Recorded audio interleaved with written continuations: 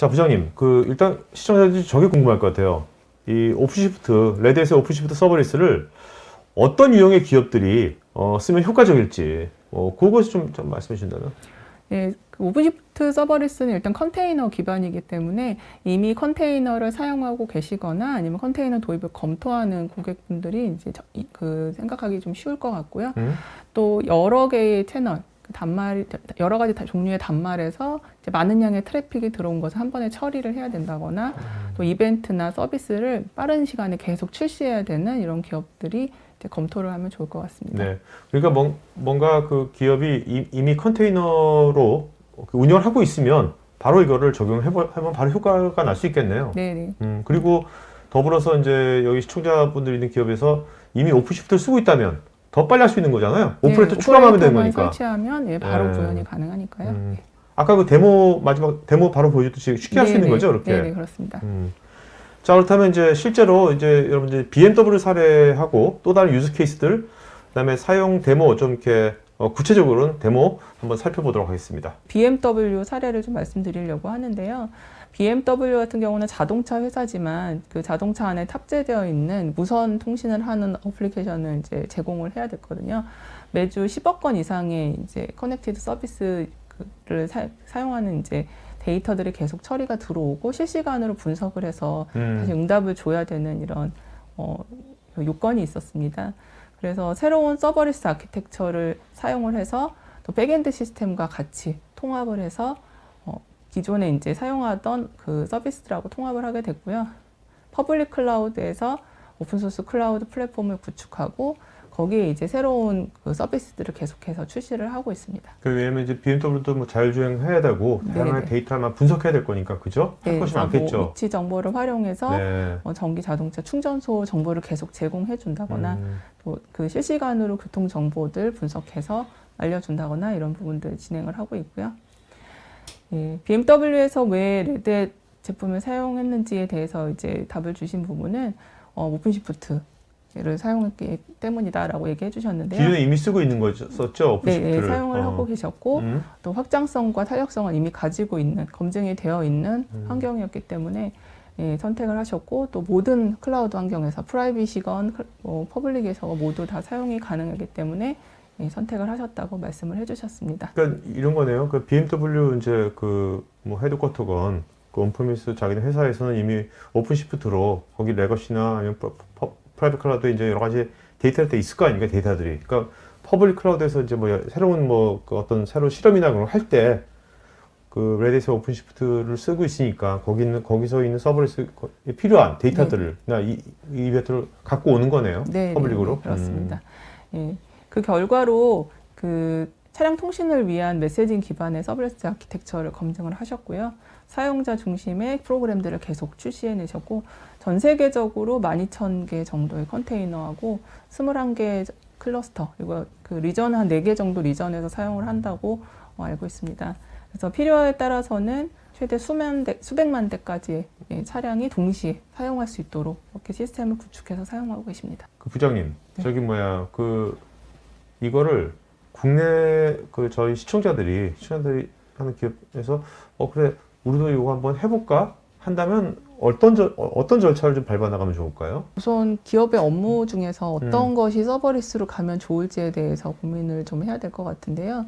그래서 일단 업무를 정하는 부분을 기업 내에서도 할 수 있지만 레드햇의 전문가들과 함께 이야기 나눌 수도 있습니다. 서버리스를 이제 검토를 시작을 할 때 막상 이제 기업 내에서만 진행을 하시기에는 부담도 있으시고 어디서부터 시작해야 될지 잘 모를 수 있기 때문에 레드햇의 서비스와 함께 같이 이야기하면 좋을 것 같은데요. 레드햇은 디스커버리 세션이라고 하는 이런 고객의 고민을 같이 고민해주고 토론하는 원데이 무상 지원 프로그램을 가지고 있고요. 또 이런 그 디스커버리 세션을 통해서 도출이 된 해결책에 대해서 실제로 파일럿 프로그램을 진행해보는 디자인 워크숍이라고 하는 유상 프로그램이 있습니다. 그래서 먼저 서버리스에 대해서 고민을 시작할 때 전문가와 함께 이야기해본다면 조금 더 쉽고 안전하게 진행하실 수 있을 것 같습니다. 그러니까 뭔가 이 디스커버리 세션을 통해 가지고 우리 기업에서 우리가 뭐 온프리미스건 아니면 프라이빗이건 아니면 퍼블릭인 거 간에 whatever 우리가 가장 빠른 시간 내에 빨리 해볼 수 있는 그런 이제 워크로드 뭔지를 네, 빨리 네. 파악하는 게 제일 중요하겠네요. 네네, 파악하고 어떤 식으로 진행을 하면 좋을지에 대한 대강의 로드맵도 같이 그려볼 수 있습니다. 네, 알겠습니다. 서버리스를 실제로 구현한 사례에 대해서 궁금하실 것 같은데요. 몇 가지 사례에 대해서 말씀드리도록 하겠습니다. 먼저 첫 번째로는 멀티미디어 처리 업무인데요. 엑스레이를 촬영한 그 사진을 전송을 해서 비동기로 전송을 한 다음에 K네이티브 안에 있는 이제 서비스를 호출해서 이 사진을 분석을 하고 의료진에게 전달을 하는 그 로직 하나, 그리고 익명 처리를 한 다음에 리서치 교환으로 전달하는. 의료 정보니까? 네. 뭐 민간 정보니까 저게? 예, 그래서 두 군데로 이제 보내주는 이런 이제 유즈 케이스를 사용하는 사례가 있는데요. 그러니까 뭔가 데이터가 새로 업데이트 됐을 때 이런 게 벌어지는 네네. 거네요. 이벤트는 이제 사진을 찍혀서 이 사진이 분석이 필요한 것이 이제 이벤트가 되겠고요. 사진을 분석해서 각각의 기관으로 보내는 것이 이제 서빙의 역할이 되겠습니다. 여기는 이제 사진만 나왔지만 사실은 뭐 동영상이라던가 아니면 음성 정보라던가, 그렇죠. 예, 뭐 파일의 포맷을 변경한다거나 아니면은 뭐 사이징을 줄인다거나 이런 이제 여러 다양한 멀티미디어 처리 업무들을 해볼 수 있을 것 같습니다. 그러니까 이런 업무들을 그냥 그 다양한 여러 개의 업무들을 동시에 이렇게 수행할 수 있다는 것도 되게 좋은 것 같아요. 네네. 조건에 따라 가지고. 예, 조건에 따라서 이제 비동기로 처리가 가능하기 때문에 꼭 이제 뭐 실시간으로 처리되지 않는 업무들 이런 부분들을 골라서 업무 처리할 수 있습니다. 예, 두 번째는 이제 오픈 뱅킹인데요. 결제가 일어나게 되면은 이 결제 정보가 이벤트가 되어서 결제 시스템 안에서 분석이 한번 되고요. 그리고 개설 예금 금융기관으로 이 정보가 전달된 다음에 중개기관을 거쳐서 그 수취인의 예금 기관으로 이제 전달이 되어서 예금 입금을 받을 수 있도록 하는 이런 부분도 이제 진행될 수 있는 케이스입니다. 네, 세 번째는 이제 배치 작업인데요. 주기적으로 실행되는 업무인 경우에 이 업무가 발생된 이벤트를 전달을 받아서 업무를 실제로 수행한 다음에 이제 이 부분 이제 전달하는 업무들을 이제 많이 사용하고 계시고요. 배치 업무가 사실은 기업에서 시작해 볼 수 있는 가장 쉬운 예라고 할 수 있겠습니다. 부장님, 이게 어떤 데모예요? 준비하신 게? 네, 제일 먼저 서버리스 컴포넌트를 설치합니다. 예, 콘솔에서 오퍼레이터 허브에 들어오게 되면 오픈시프트에 설치될 여러 가지 오퍼레이터들을 고를 수 있게 되는데요. 여기서 이제 서버리스를 고르게 되고요. 레드햇 오픈시프트 서버리스 오퍼레이터를 설치를 하게 됩니다. 이건 뭐 오픈시프트 기존에 써봤던 사람들은 굉장히 쉽겠네요. 네네. 기존에 다른 오퍼레이터 설치하는 것과 동일하고요. 예, 상태가 석세스 된 것을 확인한 다음에는 이제 새로운 프로젝트를 만들어주게 되는데요. 서버리스의 컴포넌트인 그 K네이티브 서빙 프로젝트를 만든 다음에는 해당하는 그 프로젝트를 직접 수행할 수 있는 인스턴스를 하나 또 만들어주게 됩니다. 뭔가 액션을 수행해야 되니까, 그죠? 네, 그 다음 이제 이벤팅을 또 만들어주게 되고요. 서빙 이벤팅. 네, 그래서 프로젝트는 서빙과 이벤팅 두 가지를 만들어주면 되고요. 네.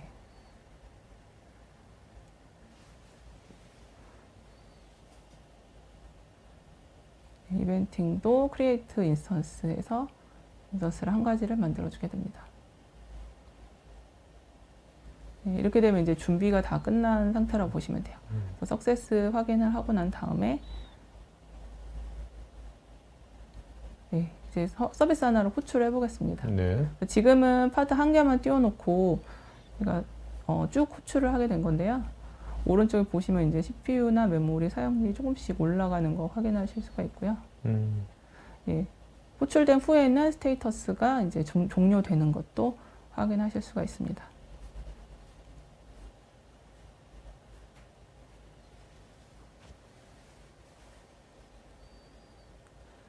네. 그 다음 이제 그 스플릿 하는 부분인데요. 저희가 이제 서비스를 두 개로 나누어서 두 가지 이제 파드를 띄워놓고 네. 양쪽으로 이제 부하가 들어가도록 지금 호출한 상태이고요. 밑에 두 개의 서비스에서 호출이 된 다음에는 이렇게 50%씩 나누어서 호출이 된 것을 확인할 수가 있습니다. 그 다음에는 이제 그 스케일 아웃 됐다가 이제 없어지는 부분 보여드릴 텐데요.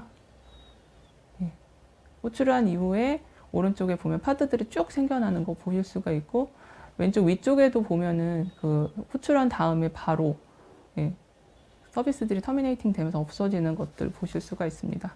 오른쪽에 보시면 CPU 메모리뿐만 아니고 네트워크 사용량도 예, 파드별로 네. 예, 분산이 돼서 보이는 거 확인하실 수가 있습니다.